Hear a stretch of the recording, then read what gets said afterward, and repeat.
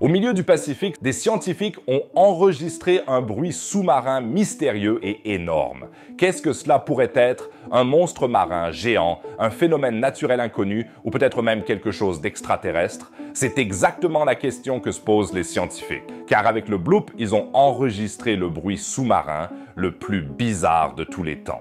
Restez à l'écoute pour entendre l'enregistrement original effrayant. Bienvenue, Jean.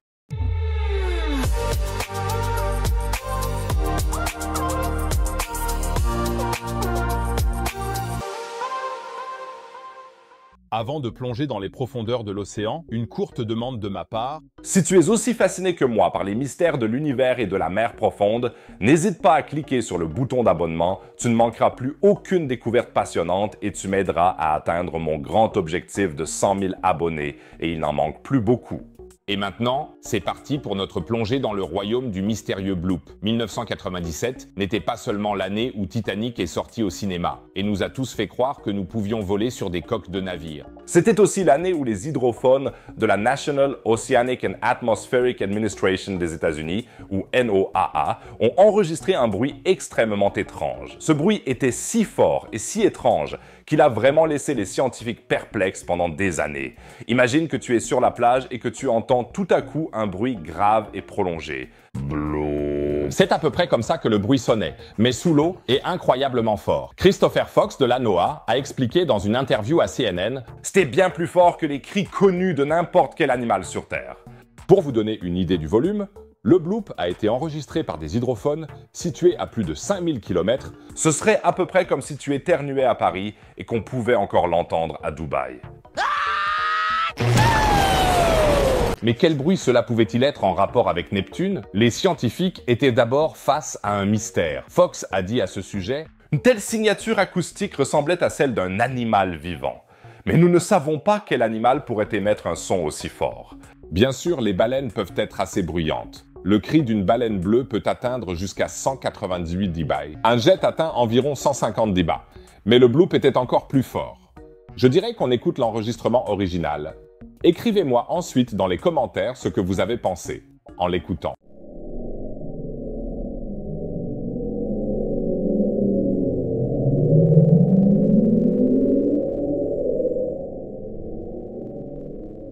Bien sûr, après la publication du bruit du bloop, les spéculations ne se sont pas fait attendre. S'agissait-il d'un calmar géant non encore découvert, ou même un monstre marin préhistorique venu des profondeurs de la mer, un mégalodon en colère? Les fans de H.P. Lovecraft ont même spéculé qu'il pourrait s'agir de l'appel de Cthulhu, le dieu monstre cosmique des histoires de Lovecraft. Et maintenant, cela devient vraiment inquiétant. La ville fictive de Riley dans les histoires de Lovecraft se trouve à seulement environ 2000 km de la source présumée des bloops. Il n'est donc pas surprenant que les fans de Cthulhu soient devenus fous, mais ne vous inquiétez pas si vous avez maintenant peur des monstres tentaculaires. La vérité est moins effrayante, mais tout aussi fascinante. Les chercheurs ont essayé de localiser l'origine du bruit. Ce faisant, ils sont tombés sur une autre énigme. Le bloop semblait provenir d'une région située à l'ouest de la pointe sud de l'Amérique du Sud, plus précisément des coordonnées 50 degrés de latitude sud, 100 degrés de longitude ouest. C'est une région assez isolée dans le Pacifique, loin des routes maritimes habituelles. Si j'étais Cthulhu, c'est exactement à un tel endroit que j'apparaîtrais. Les scientifiques ont commencé à examiner toutes les explications possibles. Peut-être s'agissait-il d'exercices militaires secrets ou d'une sorte de volcan sous-marin inconnu, ou bien d'un énorme animal marin non découvert. La recherche de la source du bloop est devenue un véritable défi scientifique. Les chercheurs ont utilisé tous les moyens disponibles pour percer le mystère. Ils ont analysé l'enregistrement avec des ordinateurs à la pointe de la technologie de l'époque, l'ont comparé à des bruits sous-marins connus et ont créé des modèles complexes de propagation du son dans l'océan. Et pendant que les scientifiques faisaient des recherches, l'imagination du public s'emballait de plus en plus. Dans les forums internet, des théories de plus en plus folles étaient échangées. Certains croyaient à une base sous-marine secrète d'extraterrestres, d'autres soupçonnent qu'il pourrait s'agir du chant d'une espèce de baleine jusqu'alors inconnue. Et certains, particulièrement créatifs, ont même spéculé que le bloop était le bruit d'une gigantesque civilisation sous-marine en train de tirer la chasse d'eau de ses toilettes. Eh bien, au moins, cela donnerait un sens à l'explication du nom bloop. Mais pendant que la rumeur enflait sur Internet, les chercheurs s'approchaient pas à pas de la vérité. Ils ont installé d'autres réseaux d'hydrophones plus près de la source présumée du bruit et en fait, entre 2005 et 2010, ils ont fait une découverte décisive. Mais ce qu'ils ont trouvé n'était ni un monstre marin, ni une base extraterrestre. La solution de l'énigme était « Un instant, vous ne croyez pas que je vais vous le révéler maintenant ». Où est donc le suspense? Avant de dévoiler le secret, faisons un petit détour par le monde fascinant de l'acoustique sous-marine. Savais-tu que l'eau est un excellent conducteur sonore? Le son se propage dans l'eau environ 4 fois plus vite que dans l'air, et cela est dû au fait que les molécules d'eau sont beaucoup plus proches les unes des autres que les molécules d'air. C'est pourquoi les baleines et les dauphins peuvent communiquer entre eux sur d'énormes distances. Et c'est pourquoi le bloop a pu être entendu si loin. Oui, que les chercheurs ont-ils donc découvert? Tambour, s'il vous plaît. Ce n'était en fait pas un être vivant. Le bloop a très probablement été causé par un immense iceberg qui s'est détaché d'un glacier en Antarctique. Vous avez bien entendu, un iceberg semble d'abord moins passionnant qu'un monstre marin, non? Mais réfléchis-y un peu, une énorme montagne de glace qui se détache d'un glacier dans un fracas assourdissant et se jette dans la mer. C'est plutôt impressionnant, non?